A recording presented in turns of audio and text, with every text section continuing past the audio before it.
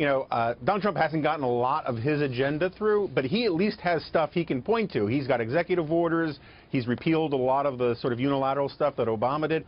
What has Congress done? And Congress has to run for re-election in 2018 on something. And so they really need to sort of double down and figure out a way to do something on health care, something on taxes, or the Republican majority is going to be, in real trouble. That's a great point. Let me come back to that. There was a piece in the Wall Street Journal 3 weeks ago that is very relevant on that point you just made, but hang off on that a second here. Okay. This major insurer in Ohio to pull out, I think that leaves 20 of 88 counties with no insurance to go to or turn to. Mark Meadows, Freedom Caucus, said this: "We believe that we need to stay through August to get through tax reform and get our appropriations done."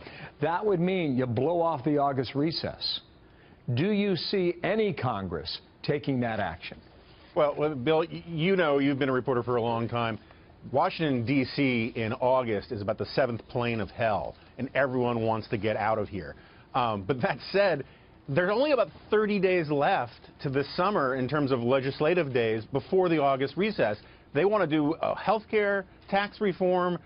They got some debt limit stuff. They got, there's a lot of big ticket items coming. And then once you get into 2018, there's not a lot of time or maneuverability because it's an election year.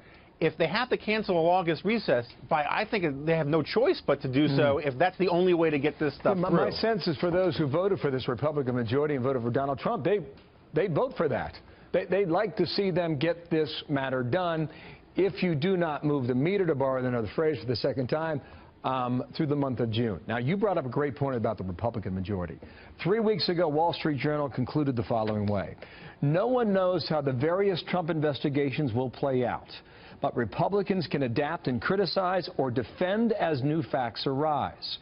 Whatever happens, they'll be in a stronger position if they do not squander their current majorities as Democrats hope they will." Jonah, therein lies the game in your town today.